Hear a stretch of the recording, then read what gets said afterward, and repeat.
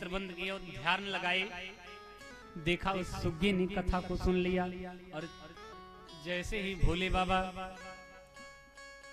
बाबा ने कहा कि मैं इसे समाप्त कर दूंगा, इसने हमारी कथा को चुराया है। अब अपना त्रिशूल उठाए और उस सुग्गे के बच्चे को मारने के लिए दौड़ पीछे पीछे जाने लगे। और जैसे ही बाबा आगे बढ़े, इतने में सुग्गे का बच्चा उड़ गया।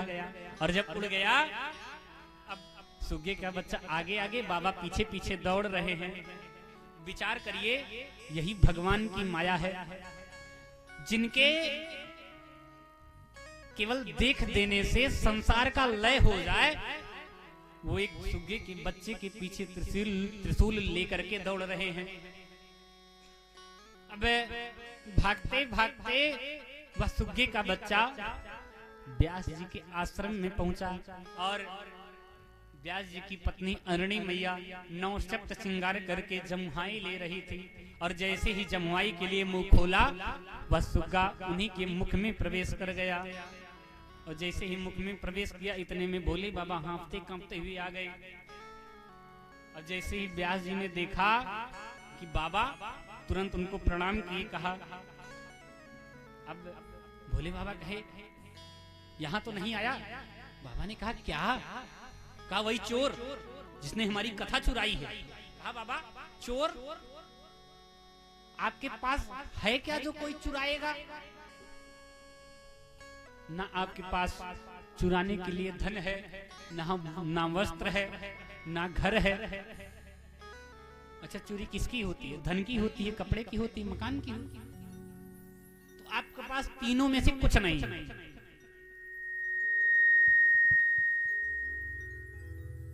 तो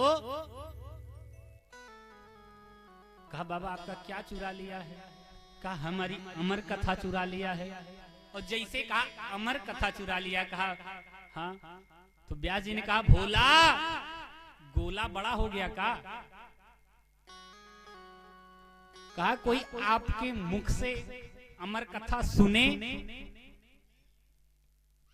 और आप उसी को मारने के लिए आए हैं? जो स्वयं आपसे, आपके मुख से अमर कथा सुन ले, वह तो अमर हो जाएगा, उसका कल्याण हो जाएगा।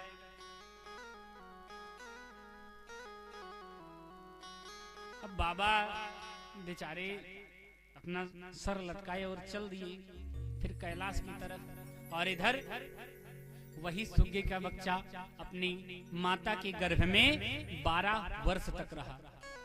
कितने वर्ष तक? 12 वर्ष तक। तो 12 वर्ष बीतने पर जब अरणी मैया को बहुत अधिक पीड़ा होने लगी, तो व्यास जी ने उस सुग्गे के बच्चे से प्रार्थना किया कि बेटा अब बाहर आ जाओ। तो सुग्गे के बच्चे ने गर्भ से ही आवाज आई कि हम ऐसे बाहर नहीं आएंगे, जब तक इस पृथ्वी पर माया है तो इस माया में पड़ने के लिए हम बाहर नहीं आएंगे।